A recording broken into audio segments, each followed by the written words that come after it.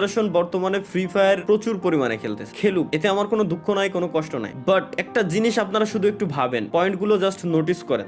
এই নতুন জেনারেশন গেমের ভিতরে আসতেছে, ই স্পোর্টস তারা খেলবে, একজন ই স্পোর্টস এর প্লেয়ার হবে, তারা দেশের নাম উজ্জ্বল করার জন্য বাইরের কান্ট্রিতে তারা যাবে, এই আশা নিয়ে তারা যখন গেমের ভিতরে ঢুকতেছে, গেরিনা তো এইভাবেই গেমটাকে বর্তমানে প্রমোট করতেছে, তাই না, যে ই স্পোর্টস এর দিক দিয়ে। তো এই আশা নিয়ে একজন প্লেয়ার যখন গেমের ভিতরে আসবে, নতুন একজন প্লেয়ার গেম খেলা শুরু করবে, তখন তার পাশাপাশি তার যে অপোনেন্ট থাকবে, যে এনিমিগুলা থাকবে, এনিমিগুলা গেমের ভিতরে গান স্কিন পারচেজ করছে, গান স্কিনের এক্সট্রা অ্যাবিলিটি আছে, গাড়ির এক্সট্রা অ্যাবিলিটি আছে, প্রত্যেকটা জিনিসের এক্সট্রা অ্যাবিলিটি আছে। ওই অ্যাবিলিটি ইউজ করে যখন ওই প্লেয়ারটাকে মারবে, তখন ওই প্লেয়ারের মাথায়ও সেম জিনিসটা কাজ করবে, কারণ তারা ছোট, যারা নতুন জেনারেশন আসছে তারা ছোট, তাদের মাথায় একটা থটই আসবে যে তাইলে আমিও গান স্কিন কিনবো, নাইলে আমি তো ওরে মারতে পারতেছি না। এতে করে জোর করে তাকে গান স্কিন কেনানো হচ্ছে, জোর করে তাকে টপ আপ করানো হচ্ছে, সে স্বেচ্ছায় করতেছে না, জোর করে তাকে করানো হচ্ছে। এটা আপনাকে মানতেই হবে, 100% আমি বলবো আপনাকে মানতেই হবে যে এমনটা হচ্ছে, দিনকে দিন হইতেই আছে, পে টু উইন গেম হয়ে যাচ্ছে টোটালি। তো এই ব্যাপারে আপনি যদি এখনই পদক্ষেপ না নেন, আপনি যদি এখনই স্টেপ না নেন,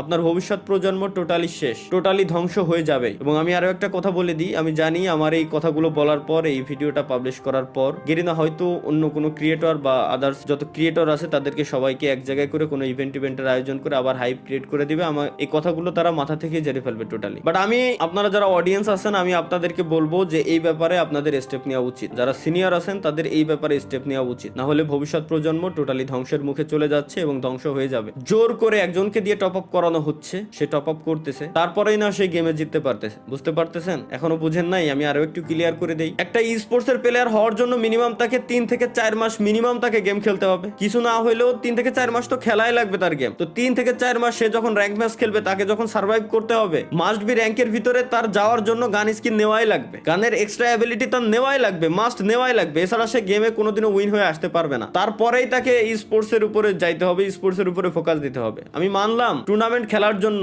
কোনো গান স্কিন লাগে না, টুর্নামেন্টে গান স্কিনের কোনো অ্যাবিলিটি নেই, এটা আমি মানতেছি,